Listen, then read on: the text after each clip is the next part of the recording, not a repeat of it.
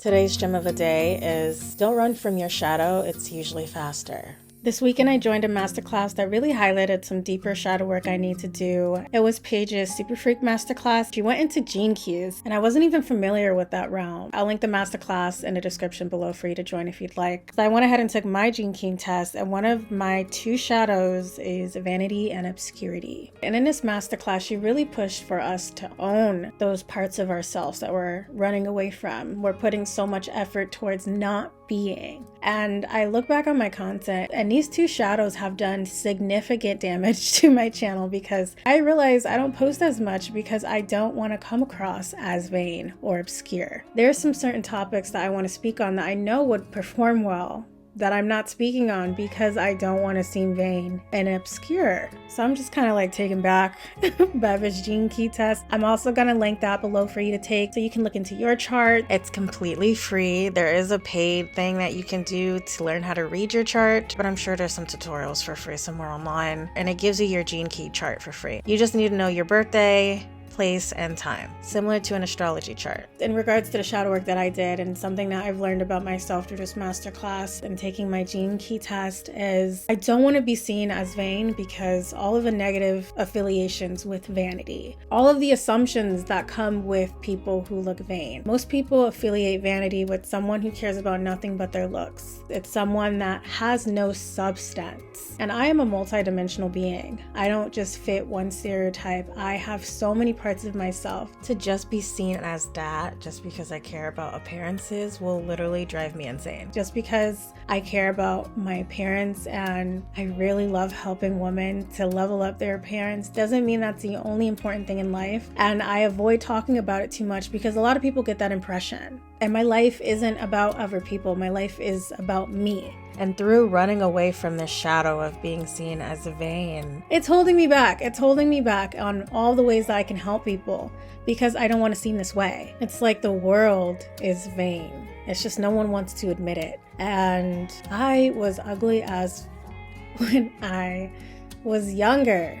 I had the ugly duckling phase. I was bullied by my whole class. The whole grade didn't mess with me because I was so ugly. So it's not like I'm just over here like frolicking with my pretty privilege and clueless to how cruel the world is. I am well aware. And for me, it just highlighted the huge difference actually putting an effort towards your appearance can make, because I have been the girl who didn't put in any effort. I was voted the ugliest girl in class by my crush. I gave Dusties the time of day. All I did was entertain Dusties when I was younger. So it's like coming from that and then learning how to level up my look, I see the difference and I want to speak on that without feeling vain. And I shouldn't feel vain because I'm speaking the truth. Looks do matter. It's not the only thing that matters, but we are visual creatures. And seeing the huge, amazing difference it made in my life, I want to help other people make that difference in their life. And there's nothing vain about it, but it's crazy because I'm just not realizing I've always had this shadow of like holding back parts of myself and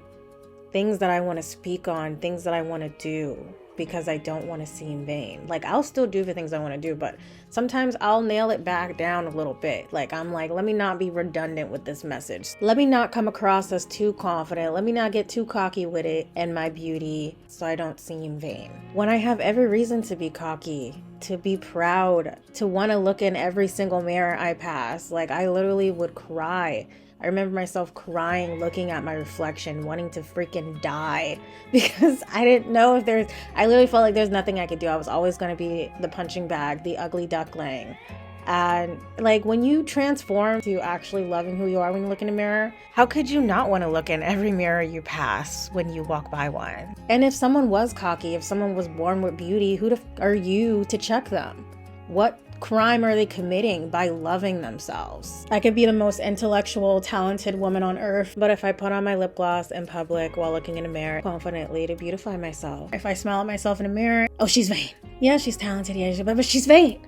You know, it's like the demonization of it just had me like clutching my pearls. But through doing this shadow work, it really highlighted to me that it's actually the people who are assuming that I'm nothing but vain because I care about my looks, because I'm beautiful. They are the ones who are actually being vain themselves by only seeing that one thing about me and running with it instead of seeing all the many parts of myself. You're only seeing that I care about my looks. You're only seeing that I put on lip gloss. You're not even bothering to get to know me. You're full on judging me and hating me because of this one part of myself that you're assuming makes me this, and that, makes me all these negative things that come with being vain. Those are the people who are being vain, not me. Those are the people who only care about looks, who are highlighting and making a huge deal about my looks instead of my character, which is just as fabulous. Your shadow will have you running away from the very thing that can make you successful. Your shadow will keep you performatively trying to be something that doesn't align with you.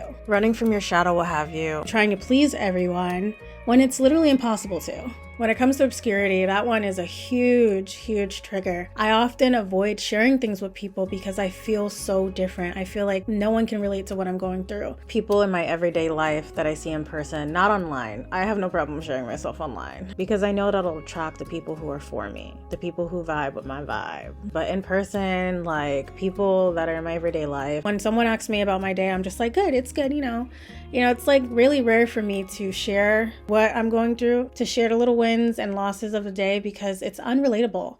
And I don't like feeling like an alien when I'm sharing about myself. When you're obscure, people will often dismiss and try to make a joke out of your obscurity. It'll have you feeling like there's something wrong with you when everything is right with you. You're just different. And I don't like feeling like something's wrong with me for being different. And people will go out of their way to make it seem like there's something wrong with you for being different. Like when you're unrelatable, people don't know how to respond to it. So like if you're having a conversation with a coworker, they're like, how's your day going and everything. If I went into how I just like reconstructed my website and how I just forged like medicine in the woods and how I'm learning to honor Venus Day and contemplating working with Aphrodite, that shit, how does one respond to that who can't relate? I just don't want to set myself up to be seen as an alien, and I feel myself doing that with my content as well. I'm like dipping my toe in with all the little things that I want to talk about. I'm dipping my toe in with my little foraging adventures. I'm dipping my toe in with my little magical, mystical passions. I'm dipping my toe in with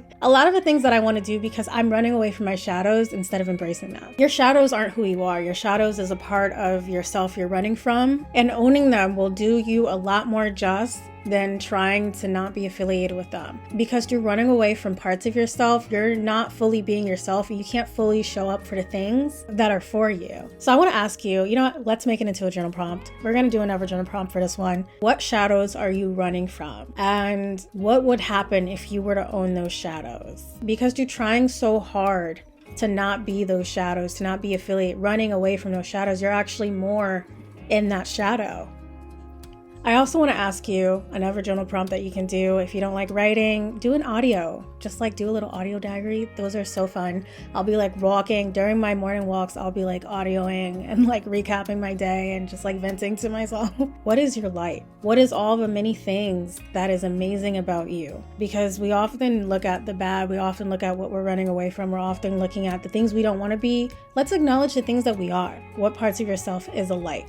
And I want you to think of how you can intertwine that light and darkness in your content creation and everything that you do, because you need a combination of both. This is unrelated, but it's kind of related. I feel like if you are all light and fairy dust and pixies and purity, then you are an easy target, you're an easy victim, and you don't know how to defend yourself because you don't want to tap into that darkness. Purity is not a personality trait. Being perfect is not a personality trait. Not having any flaws is not a personality trait. We all have them, and it's time to own them. And if you don't want to own them, you can't fix them until you own them. So if it's time to fix them, it's time to own them. It's time to own all of who you are and work with it. I highly recommend taking the gene tests that I linked below because these were shadows that I didn't even realize I was hiding from. You might find some shadows in your chart that you don't even realize you're running from through seeing your gene chart. And share in the comments what you found, or just share in the comments the shadows that you're working on embracing instead of running from.